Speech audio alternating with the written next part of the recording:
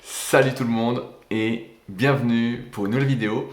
Aujourd'hui, je vais reprendre ma série de réponses aux questions qui sont posées sur les forums Superphysique et je vais répondre à une question de Samui sur un facteur qui, je trouve, est beaucoup trop négligé et qui peut sensiblement améliorer vos performances, réduire votre risque de blessure et donc vous permettre vraiment de mieux progresser sur le moyen terme, de mieux vous transformer, que ce soit dans une optique de prise de muscle, de perte de poids. Et pourtant, c'est tout le temps négligé, et donc on va parler de ça aujourd'hui vraiment en détail. J'ai préparé un petit plan sur mon cahier que j'ai avec moi, en espérant ne rien oublier, sinon comme d'habitude, vous utiliserez l'espace commentaire pour que je précise certains points. Mais avant de commencer, je le rappelle, je vous invite à souscrire à ma formation gratuite à destination des pratiquants de musculation sans dopage. C'est le tout premier lien dans la description, donc sous la vidéo. Je le répète régulièrement parce que pour moi c'est important. J'essaye depuis maintenant presque 20 ans, et oui, le temps passe vite, d'améliorer les choses en milieu de la musculation pour les pratiquants naturels, de lutter contre les idées reçues. Et plus le temps passe, et plus je me rends compte que c'est de plus en plus difficile, malheureusement, pour la majorité de s'y retrouver, de ne pas être perdu parmi cette masse d'informations où tout le monde peut s'exprimer, où tout le monde peut dire tout et n'importe quoi sans aucune expérience personnelle. Et pour moi, la base, c'est d'abord d'avoir de l'expérience personnelle. C'est quand même ça à la base, et c'est pour ça que je suis toujours curieux des pratiquants de longue date, de leur demander comment ils en sont arrivés là, quelle est leur expérience, en plus de mon expérience de coach. Et donc j'ai recensé mes meilleurs conseils, vraiment ce que j'estime être le top du top. Si vous pouvez passer une demi-heure avec moi, c'est ce que je vous rencontre en muscu, vous me diriez qu'est-ce que je dois faire pour progresser. Je vous dirai exactement ce que j'ai mis dans cette formation gratuite. Des conseils qu'on ne trouve donc pas forcément ailleurs, qu'on ne trouve pas en tout cas dans mes contenus gratuits, que ce soit dans mes vidéos, que ce soit dans mes articles, que ce soit dans mes podcasts. Et donc j'ai vraiment tout mis dans cette formation gratuite qui est le premier lien dans la description. Donc si vous ne l'avez pas encore fait, je vous invite vraiment à y souscrire. Si vous avez des problèmes pour la recevoir, consultez vos spams. Et si vous ne l'avez pas dans vos spams, écrivez-moi. Je vous l'enverrai avec plaisir manuellement, même si ça prend un peu plus de temps, parce que ça me tient à cœur que vous progressiez et que vous nous tiriez tous vers le haut. Je suis vraiment un adepte de cette émulation collective. Donc cette semaine, j'en viens au sujet. Il y a Samui qui a posté sur les forums une question concernant son échauffement. Restez là, je vous promets, ça va être intéressant. Je sais que tout le monde s'en fout de l'échauffement, mais restez là. Samui, donc, il s'échauffe 15 à 20 minutes avant chaque séance et il se demande, il se dit, est-ce que c'est trop? Parce que la plupart des gens, je les vois, ils arrivent, ils se mettent directement sous la barre, je suis le seul à m'échauffer 15 ou 20 minutes ou presque. Est-ce que c'est normal? Et donc il décrit son échauffement qui est au début, il va se mobiliser, il va tourner le cou dans tous les sens, il va tourner les épaules, il va tourner le bassin, il va faire un circuit, on va dire, de mobilisation articulaire basique, comme ce qu'on faisait à l'école, en tout cas dans ma génération, quand on faisait EPS, et juste avant le prof nous faisait faire tout un petit circuit de mobilisation. Donc il commence par ça, ensuite il travaille sa mobilité, on va dire, de manière générale, il explique qu'il travaille sa mobilité thoracique parce qu'il manque un peu d'expansion thoracique, il travaille sa mobilité de cheville parce qu'a priori il manque de mobilité de cheville, sa mobilité du bas du dos, si je dis pas de conneries, peut-être qu'il me corrigera s'il voit cette vidéo. Et puis ensuite, il va faire un petit circuit pour chauffer tous les muscles qui vont participer durant les exercices. Donc s'il fait le haut du corps, il y a tout un circuit sur le haut du corps qu'il va faire avec un exercice biceps, un exercice épaule, un exercice triceps, un exercice pec, un exercice dos, un exercice peut-être abdos. J'ai plus de ça en tête, mais voilà, l'idée c'est qu'il chauffe tout ça. Et ensuite seulement, il va attaquer ses exercices, du moins commencer à s'échauffer sur l'exercice principal qu'il va faire, du moins le premier exercice. Et donc il se dit, est-ce que c'est normal? Parce que j'ai l'impression d'en faire beaucoup, je vois la plupart des gens, ils arrivent à la salle, ils se mettent sous la barre directement, et moi ça me fait sourire parce que j'ai longtemps fait comme ça, quand j'étais gamin, j'avais 14, 15, 16 ans, et j'arrivais, d'ailleurs mon petit voisin, si regarde cette vidéo, Jérém, qui débute la muscu, et que j'ai mis un peu la muscu au Superphysique Gym. Après, il me dit, est-ce que c'est important que je m'échauffe? Je dis oui, mais pour l'instant, vu que tu es bien souple, vu que tu mets des poids assez légers, ton but c'est vraiment d'avoir le plus d'amplitude possible. Donc je lui fais avoir le plus d'amplitude possible pour l'instant, pour qu'il soit le plus souple, le plus mobile possible, tant que c'est possible. Et s'il commence comme ça, normalement ça va rester. On est le reflet de nos habitudes, je le rappelle. Comme on en parlait il y a 2 semaines dans la vidéo sur le mal de dos, sur pourquoi beaucoup de gens avaient mal au dos et ce qu'il fallait faire en partie. Et donc, là où je veux en venir, c'est que l'échauffement, on le voit souvent comme une corvée, comme un truc, c'est chiant, faut s'échauffer, nous on arrive à la salle, on veut démarrer direct, on va se mettre sous la barre, mais comme je le disais, moi aussi je l'ai fait quand je m'entraînais dans mon garage, ou même quand je m'entraînais au début en salle de musculation, j'arrivais, première chose que je faisais si c'était le jour des pecs, notamment du développé couché, parce que je faisais des compétitions de développé couché, c'est on va se mettre sous le banc et on y va vite parce qu'on a peur que quelqu'un nous prenne la place. En plus. On a peur que, comme il y a du monde à la salle, on dit vite, il y a peut-être que 2 ou 3 bancs de couché dans votre salle, et vous dites bah vite, je vais réserver le banc, je me mets la serviette et je commence tout de suite. Et donc on néglige son échauffement parce qu'effectivement il y a cette ressource temps et on ne peut pas tout faire et donc il faut faire des choix. Malgré tout, l'échauffement c'est hyper important et l'échauffement c'est hyper important pour plusieurs raisons. La première, comme je disais en introduction, c'est que 1, ça va vous permettre de réduire votre risque de blessure. Je vais vous expliquer pourquoi. 2, ça va vous permettre d'être plus performant presque immédiatement, en un claquement de doigts, comme ça. On n'a pas entendu, donc je vais le refaire. Voilà, je ne sais pas si on entend, mais ça va vous permettre d'être plus performant sur vos exercices. D'autre part, ça va accélérer votre récupération. Entre les séances, vous allez récupérer plus vite. Vous allez avoir moins de courbatures et moins de mauvaises courbatures. Et je vais y revenir aussi pourquoi. Et d'autre part, ça va donc réduire votre risque de blessure. Et on sait que ceux qui progressent le plus, de mon expérience, et vous le savez aussi également, c'est ceux qui ne se blessent pas. C'est ceux qui arrivent à progresser, à s'entraîner continuellement pendant des semaines, des mois, des années sans se blesser. Parce que quand on se blesse, on repart de plus loin. Il y a tout un travail de rééducation, de réhabilitation, de réathlétisation, on appelle ça comme on veut, à faire pour revenir à son niveau et se renforcer là où on s'est blessé en plus. Donc ça implique vraiment un changement dans l'entraînement. Et donc il faut éviter d'en passer par là. Donc l'échauffement, comment ça fonctionne ? La base d'un échauffement, parce qu'on entend beaucoup de conneries là-dessus, du style faut pas s'étirer, ça ramollit, faut pas se masser, ça ramollit, faut pas faire ci, c'est pas bon, il y a plein de conneries. L'échauffement de base, si vous sortez du bureau, je sais pas, il est 17 ou 18 heures, vous allez à la salle vous entraîner, vous êtes chez vous, la base, même si pendant longtemps j'ai été un peu contre, parce que je me rendais peut-être pas compte de certaines choses, c'est s'échauffer direct cardiovasculairement. Si vous arrivez et vous commencez direct à fond, sous une barre de coucher, je reprends toujours cet exemple-là, ou directement à la presse à cuisse, et ben, il vous faut un petit échauffement cardiovasculaire. Ça demande 5 minutes, peut-être, de vélo, je ne vais pas dire de course à pied, mais 5 minutes de vélo, 5 minutes de marche. Je ne sais pas dans quelle salle vous êtes, mais moi, dans les salles, quand j'étais gamin, il fallait faire le tour de la salle pour discuter, ben voilà, pour dire bonjour à tout le monde, et comme il y avait beaucoup de personnes, ben voilà, ça prenait bien 5 minutes, 1 minute, voilà. Ou sinon, cet échauffement cardiovasculaire, il peut aussi faire office, il peut aussi se faire grâce aux mobilisations, par exemple que Samui fait. Donc rappelez-vous, l'idée là c'est qu'on va parler d'échauffement général pour tout le monde, mais je vais parler un peu de personnalisation après parce que c'est vers là où on tend si on veut vraiment progresser et durer sur le moyen et long terme. Donc il faut cet échauffement cardiovasculaire. Sinon, vous allez vite être essoufflé, vous allez vite, quand vous allez faire vos séries, finir en soufflant comme un veau, parce que d'une part, on respire souvent mal quand on fait de la muscu, et d'autre part, parce que vous êtes mal échauffé d'un point de vue cardio. Ensuite, le but, c'est de lutter, on va dire, contre vos habitudes quotidiennes. Si vous êtes 8 heures assis comme ça devant un ordi, et ben, le but, c'est quand même de se mobiliser, de bouger la tête, de bouger les épaules, comme fait Samui, en fait, vraiment, ça, c'est la base. Si vous ne faites pas ça, et ben, déjà, vous allez accentuer votre risque de blessure. Il faut déjà voir dans quel état vous êtes. Cette première partie de l'échauffement, on va dire cette deuxième partie même, de mobilisation, on va dire, active, elle va vous permettre de déterminer, justement, si vous avez besoin ensuite de travailler votre mobilité, votre souplesse, votre détente, si vous avez des tensions, si par exemple quand je lève le bras et que je tourne le bras comme ça, je sens mes pecs qui tirent à fond, ça c'est un signe, et que vous faites par exemple les pecs juste après, ou même le dos, vous êtes comme ça vous tire à fond les pecs, ça c'est un signe, grâce à ce petit circuit de mobilisation générale, qui va vous permettre de vous dire, ah bah tiens là ça me tire ici, ça me tire là, tiens j'ai un point ici, de 1, si vous avez un point, une tension, d'aller masser, donc automasser, donc soit avec une petite balle de massage, soit une balle de tennis, soit un rouleau de massage, soit un pistolet de massage, maintenant il y en a plein, donc je ne vais pas citer de marque, mais voilà, pour enlever cette tension. Si vous entendez des conneries du style, oui mais si on se passe avant l'entraînement, ça ramollit, après on est moins fort. Oui mais ce qui va vous rendre vraiment moins fort, c'est d'avoir cette tension qui va s'accentuer en plus durant votre entraînement, et qui va grossir entre guillemets au fil des séances, au fil des semaines, et qui va à la fin vous provoquer des blessures, qui a des douleurs, puis ensuite une ou plusieurs blessures, et qui va ensuite vous empêcher de vous entraîner comme vous voulez. Donc la base, c'est je vais sur ce circuit de mobilisation active, je bouge, je fais tout ce que je veux et tout ça, et si j'ai des tensions, je dois les enlever. Je dois les enlever, et donc la première chose c'est je masse sur la tension. Ensuite, si en massant, eh ben, j'ai accès à l'amplitude et puis ça va bien, tant mieux. Si maintenant, je reprends un exemple classique parce que beaucoup de personnes sont comme ça désormais, je veux faire du développé couché. Voilà, le développé couché, c'est des trucs comme ça. Je veux faire du curl incliné, ou je veux faire des tractions. Et je fais des tractions et je me rends compte que ça me tire à fond dans le grand dorsal quand je m'échauffe à la poulie. je sens vraiment que c'est tout raide.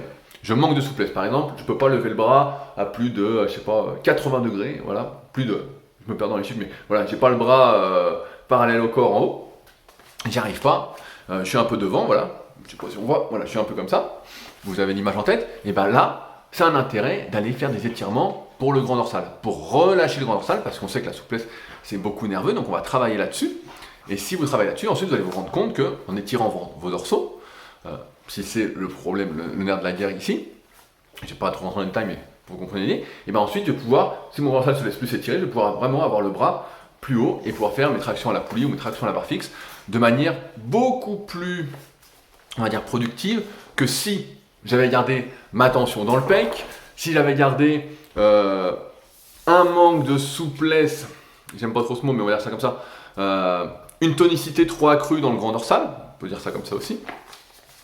Alors que là, justement, on voit l'intérêt de ces automassages et de ces étirements avant la séance.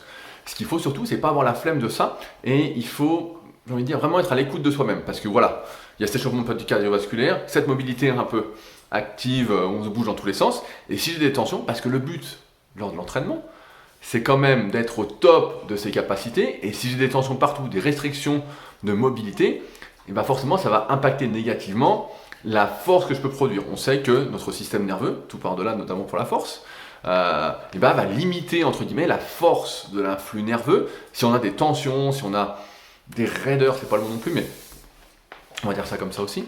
Il va limiter votre force, la force que vous pouvez utiliser. C'est pourquoi c'est hyper important de lutter contre. Ensuite, à partir de là, donc c'est également un travail de mobilité, hein, on va inclure ça là-dedans.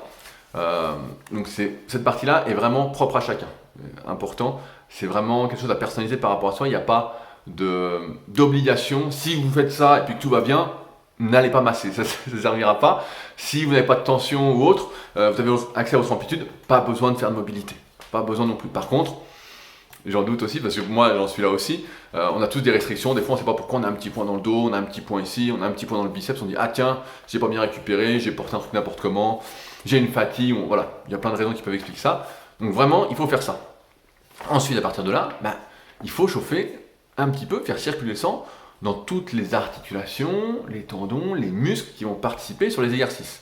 Notamment si on fait le haut du corps, chauffer un peu tout le haut du corps, c'est pas bien compliqué, il suffit de faire une série de 10, 15, 20 répétitions, 2 s'il fait vraiment froid dans la salle où vous entraînez, de 4-5 exercices, par exemple pour le haut du corps, faire élévation latérale, un exercice de curl, peut-être prise marteau pour faire aussi les avant-bras, un exercice de triceps, un exercice de pec, vous pouvez même faire des pompes par exemple, un exercice de tirage, donc un rowing assis, peut-être un exercice de pullover si vous devez vraiment lever les bras au-dessus de la tête, comme j'avais déjà montré dans plein de vidéos d'entraînement.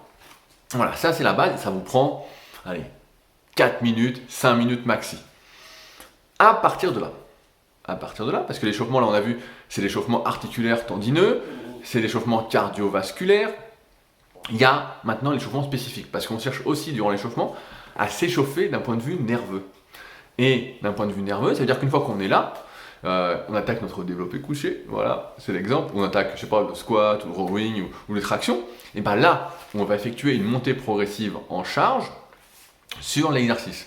Si vous mettez par exemple 100 kg développé couché, vous allez commencer barre à vide, ça c'était important, je me souviens que Marc Vouillot disait toujours, même si vous faites 300, l'échauffement ça se démarre barre à vide, donc j'aimais bien ce qu'il disait, et je l'ai repris, c'est dans le tome 6 ou 7 du guide pratique du bodybuilding de Jean Texier, excellente interview, vraiment je pense que c'est l'une des meilleures interviews que j'avais lues sur l'entraînement. Donc je reviens à mon truc, c'est un échauffement nerveux, donc c'est-à-dire que l'échauffement nerveux c'est deux choses, la première c'est le mouvement. On sait que plus on répète un geste, plus on se l'approprie, et donc le premier but de l'échauffement spécifique sur l'exercice en question, c'est que nerveusement, on active les bons circuits. On est là, on active les bons circuits. On active le bon chemin. Voilà. Et deuxièmement, il y a cet échauffement, on va dire, parce que c'est très rare pour la majorité des individus dont je fais partie, de pouvoir arriver et d'être déjà échauffé pour mettre 100 kg et tout de suite que la barre paraisse légère. Or, un bon échauffement, et vous le sentez aussi, d'ailleurs, vous allez le sentir, c'est pour ça que qu'il y a un gain de performance qui se fait très facilement tout de suite, c'est que si vous faites un bon échauffement, et progressivement vous allez démarrer barre à vide, puis mettre 40-50 kg. L'objectif, c'est pas de faire plein de répétitions, parce que là, vous avez déjà fait votre échauffement global, vous avez déjà chauffé un peu les pecs, tout ça. Là, c'est vraiment des échauffements nerveux. Donc, vous pouvez faire 10 répétitions barre à vide, 6 répétitions à 50, 3 à 70, 1 à 90, si vous faites vos séries à 100, ou 2 à 90. Et ensuite, démarrer à 100. Je rentre pas dans ces histoires de potentiation post-activation, parce que c'est pas le but de la vidéo, et on pourra en reparler si ça vous intéresse. Mais voilà, c'est surtout cet échauffement nerveux qui est important. Parce que la chaleur qui va, entre guillemets, nous protéger, nous permet d'avoir les muscles plus aptes, entre guillemets, à nous laisser aller là où on veut et à exprimer de la force, et ben on l'a déjà fait précédemment. Donc c'est vraiment cet échauffement nerveux, et on comprend donc que, j'espère que vous comprenez, c'est que, ok, cet échauffement nerveux, on le fait sur le premier exercice spécifique, mais quand on fait un deuxième exercice, et qu'on va peut-être changer d'angle, par exemple, vous faites l'épée, vous faites développé incliné, ou vous faites développé décliné, ou vous faites des dips, ou vous faites des écartés ou autre, et ben il faut refaire cet échauffement nerveux. Et peut-être même un échauffement, on va dire, de mobilité. Si vous faites des écartés couchés, par exemple, avec haltère et que vous descendez à fond, vous avez plus d'amplitude que sur votre développé couché. Et bien là, il va falloir se rééchauffer. Peut-être que vous entendez le chien derrière, Satanas, qui fait du bruit. Il se roule par terre. Désolé, il me regarde en même temps. Il fait exprès. C'est mon premier fan, bien évidemment. Je pense qu'avec tout ce que je raconte en muscu, il doit vraiment en connaître un rayon maintenant. Donc peut-être qu'un jour, je le ferai participer pour répondre à ma place. Donc, je reviens à ce que je disais. Donc, on comprend que quand on change d'exercice, eh ben, il refaut, je ne sais pas si ça se dit aussi, un échauffement nerveux pour, d'une part, activer le bon chemin, parce que développé couché, développé incliné, c'est pas le même. Et vous allez voir, si vous l'avez jamais fait, moi j'appelle ça une série de transitions, et ben, tout de suite, au développé décliné, ou développé incliné ou décliné, vous n'allez pas être surpris par le mouvement et ni par la charge. Je prends un exemple, vous faites vos séries à 100 kg développé couché, vous faites vos séries à 80 ou 85 au développé incliné. Vous allez faire 5-6 répétitions à 60 kg. Vous avez fait vos développés couchés. Et là, ensuite, je me fais lécher le bras. Ensuite, qu'est-ce qu'il fait celui-là ensuite, quand vous allez mettre 85 pour faire vos séries, le mouvement va vous paraître beaucoup plus naturel et vous allez être plus fort. Vous n'allez pas être surpris par la charge. Et d'autre part, comme je disais tout à l'heure, en faisant ça, et pour moi c'est important de le faire sur chaque exercice, cette série de transitions, alors certes ça rajoute du temps à l'entraînement, mais je vais en parler à la fin, mais ça va réduire également vos mauvaises courbatures. En effet, il n'y a rien de pire que d'avoir des mauvaises courbatures le lendemain d'un entraînement, c'est-à-dire des courbatures qui sont proches des insertions, qui limitent votre amplitude, avec lesquelles vous ne vous sentez pas bien, ou vous êtes vraiment très très raide. Et c'est pourquoi ces séries de transitions, vous allez le sentir, et ben, elles vous aident justement à ne plus avoir ça, parce que dès qu'on change d'angle, même si tous les muscles ne sont pas à angle, comme on en parle dans le tome 3 de la méthode Super Physique pour justement déterminer le nombre d'exercices à faire en fonction de chaque muscle, je vous invite vraiment à le lire si ça vous intéresse, mais avant tout, la formation gratuite, c'est quand même la première étape, avant d'acheter quoi que ce soit, et si vous souhaitez aller plus loin, bien évidemment, vous allez avoir moins de courbatures.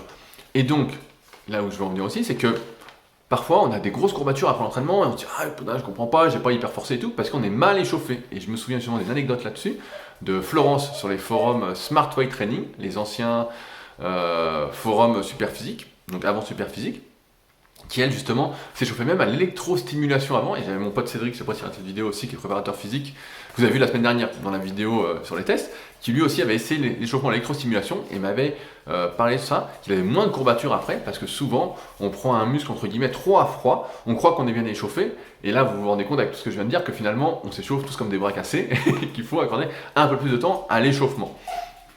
À partir de là, on comprend donc que l'échauffement est quelque chose à ne pas négliger, bien évidemment, mais que ça prend un temps fou. Voilà, ça prend un temps fou et qu'il faut faire des choix. En tant que pratiquant naturel, je ne cesserai de le répéter, on progresse vraiment sur le moyen et long terme, sur le fait de ne pas se blesser, sur le fait de profiter au mieux de tous les exercices. Mieux vaut faire 3 exercices de manière correcte, en étant bien échauffé, en étant au maximum de ses capacités du jour, plutôt que de faire 5 exercices sans échauffement et de les faire justement en étant moins fort, en ayant des tiraillements. Il y a un truc que Christophe Cario m'avait dit il y a plus de 10 ans. Donc Christophe, qui me regarde, je passe le salut aussi, n'hésitez pas à aller voir sa chaîne également. Il m'avait dit, quand tu as une douleur, de toute façon, elle ne va faire que s'accentuer si tu ne fais rien, ou un truc comme ça, si tu ne fais rien pour qu'elle parte. Et il avait raison, si vous avez une tension aujourd'hui et que vous ne faites rien pour qu'elle parte, eh ben, elle va s'accentuer. Il n'y a pas de raison qu'elle parte. C'est pour ça que je milite de plus en plus, et je ne suis pas le seul là-dessus, à quand vous avez quelque chose, à moins que vous ayez quelque chose de cassé, mais à rester actif pour justement que ça passe. Par exemple, vous avez une tension, comme tout à l'heure, vous avez une tension, n'hésitez pas à les masser, même si si vous êtes en pleine journée, vous êtes au bureau, vous pouvez peut-être pas, mais à l'entraînement, hop, une tension, il faut aller masser, il faut enlever cette tension, cette mauvaise tension, vous allez sentir que c'est un tiraillement, ça va pas. Vous sentez que vous êtes raide, allez vous étirer. Voilà, ça va peut-être vous rajouter 1 ou 2 minutes dans la séance, mais c'est important, parce que le but de l'entraînement, encore une fois, c'est de se faire du bien. Si vous ne vous faites pas du bien et que vous continuez sur ces tiraillements, ces mauvaises douleurs, ce manque de mobilité, ça va être de pire en pire, ça va s'aggraver, et c'est pas le but. Encore une fois, tout se fait sur moyen terme, sur le fait de ne pas se blesser, sur le fait de bien récupérer, et je rigole en disant l'échauffement c'est la première étape de la récupération, mais effectivement, ne pas s'échauffer et arriver directement en se mettant sous le banc, c'est la meilleure façon pour progressivement ne pas récupérer et avoir plus de courbatures, de mauvaises courbatures, de raideur. C'est pourquoi, comme d'habitude, ce qui est vraiment important, c'est de miser sur le long terme. C'est vraiment de ne pas sauter les étapes, de ne pas arriver, de se jeter sous le banc, de faire son truc, d'être pressé. Je sais qu'on manque tous de temps, mais c'est hyper important de bien s'échauffer. Et c'est là qu'on voit également l'intérêt des étirements, que ce soit passif ou actif, l'intérêt des automassages, l'intérêt de travailler sa mobilité ou pas si on en a besoin. Parce que le but à la fin, comme je disais dans cette vidéo, c'est aussi d'aller vers la personnalisation. C'est pour ça qu'il n'y a pas un échauffement type, un échauffement global. Évidemment, quand on débute, il y a un échauffement type qu'on montre par exemple dans l'article échauffement en musculation sur superphysique.org pour ceux qui voudraient aller voir. Mais progressivement, l'échauffement, il doit s'adapter à vous. Vous devez apprendre, entre guillemets, à vous fier aussi et à, on va dire, vos mauvaises sensations. S'il y a un truc qui se passe pas bien, vous sentez que ça va pas, si vous faites quelque chose et puis que, je reprends cette optique de blessure, vous faites développer couché, puis ça vous tire dans l'épaule, vous sentez que c'est pas bon, faut s'arrêter. Ça n'a aucun sens, ça n'a aucun sens de continuer. Mieux vaut changer d'exercice, vous dire pourquoi j'ai mal, devenir peut-être spécialiste de l'épaule, prendre peut-être la formation Superphysique épaule, la formation Superphysique de manière plus globale, où on va bientôt aborder, où je vais rajouter d'ailleurs une partie sur tout ce qui est décoaptation, mobilité, comme certains me l'ont demandé il y a 2 semaines. Je me forme encore sur le sujet et puis je teste beaucoup, comme vous savez, j'aime bien les tests. Donc je me teste aussi avec toutes les formations que je fais à côté pour pouvoir me faire mon avis puis faire tester à plein d'autres aussi. C'est aussi ça le truc parce que mon expérience personnelle c'est bien, mais dans ces vidéos je vous retransmets aussi l'expérience des milliers de personnes que j'ai coachées depuis 2006 et qui je vais faire des tests avec leur accord bien évidemment. Et donc c'est pas juste des conneries. Donc, en conclusion, je dirais juste une chose, c'est que si vous manquez de temps, mieux vaut faire moins d'exercices, mais les faire bien, vraiment s'échauffer. Ce sera beaucoup plus profitable sur le moyen et long terme. À chaque fois, je sais qu'on veut en faire plus, on veut en faire plus, on veut en rajouter, on veut en rajouter. Mais le qualitatif est beaucoup plus important que le quantitatif. Si on sait faire du qualitatif et du quantitatif en même temps et qu'on a beaucoup de temps pour ça, c'est sûr que c'est mieux, du moins pour beaucoup. Et encore une fois, ça dépend vraiment du contexte. La personne, comment elle travaille, quelles sont ses contraintes, quels sont ses antécédents. Il y a plein de choses à voir, quelles sont ses limites, entre guillemets, en termes de souplesse, de mobilité, qu'est-ce qu'elle peut faire, quelles sont ses douleurs. Il y a plein de choses à voir, mais privilégiez vraiment la qualité et ne négligez pas cet échauffement qui sert à la fois d'un point de vue articulaire, tendineux, musculaire et également nerveux. Et l'échauffement, c'est aussi la meilleure façon, entre guillemets, le meilleur moment pour travailler, on va dire, votre mobilité. Si vous n'avez pas le temps de la travailler en dehors de l'entraînement, et pour la majorité, vous n'aurez pas le temps, donc pour le faire là, pour enlever les tensions, pour attaquer l'entraînement, on va dire, au mieux de votre forme. Et vraiment, ne pas forcer si vous avez des mauvaises douleurs, en fait, des mauvaises sensations, ça n'a pas de sens. Ça n'a pas de sens. Et c'est ce que je voulais vous partager. Et en conclusion, 15-20 minutes pour s'échauffer, ça me paraît être un temps normal et même un peu rapide. Après, tout dépend des charges que vous utilisez. Plus vous allez utiliser des charges lourdes, plus l'échauffement va vous prendre du temps pour éviter de vous blesser. Moi, je crois que je mets entre 25 et 30 minutes avant ma première vraie série de travail. Mais j'ai pas l'impression que ça prenne beaucoup de temps quand j'y suis. Et un dernier point, j'ai une anecdote. Quand je suis arrivé en salle au tout début, donc je m'échauffais pas trop, voilà, j'arrivais direct sous là-bas. Et ensuite, quand je commençais à m'échauffer, j'aimais pas m'échauffer, je disais merde, ça me fait chier, je perds du temps et tout. Et je faisais l'échauffement vraiment très rapide, extension du cafon, vraiment hyper rapide, tout ça. Et il y avait un ancien de la salle qui m'a dit mais c'est l'échauffement ralenti. Et c'est vrai que comme on n'aime pas trop cette partie de l'entraînement, avec les années on aime bien. Si on sent que si on le fait pas, c'est moins bien. Et quand vous échauffez, allez-y tranquille, prenez votre temps, sentez les choses. C'est aussi un moyen, je dirais un peu de se reconnecter à soi-même, de faire la transition entre votre travail, vos contraintes précédentes de la journée et votre entraînement, votre implication, parce qu'on ne peut pas avoir de résultat si on n'est pas impliqué, si on n'a pas l'intention de progresser, si on fait son entraînement avec le téléphone, à regarder sans arrêt entre les séries, si vous n'êtes pas vraiment concentré sur ce que vous faites. Sur ce, je m'arrête là. Si j'ai oublié certaines choses, n'hésitez pas à le dire dans la partie commentaires. Je rappelle que vous avez plus d'informations directement dans tous les liens qui sont dans la description. Je rappelle la formation gratuite, n'hésitez pas. Je vous invite à mettre un petit pouce bleu, bien évidemment, et à vous abonner à la chaîne pour ne pas louper les prochaines vidéos. Et si vous avez des questions qui n'ont rien à voir avec cette vidéo, je vous invite à utiliser les forums Superphysique sur www.superphysique.org. Sur ce donc, faites un tour avec les liens dans la description, que ce soit pour les suivis coaching, les consultations, les analyses morpho, tout ça. Je pense que c'est important encore une fois, et je milite beaucoup là-dessus, sur le fait de devenir le plus autonome possible, le plus indépendant possible dans sa pratique, et de pas, même si au début c'est important de suivre, il faut vraiment aller vers là, si vous souhaitez vraiment progresser, et pas qu'en musculation. Allez, je m'arrête là, et sur ce je vous dis à la semaine prochaine. Bon entraînement, salut!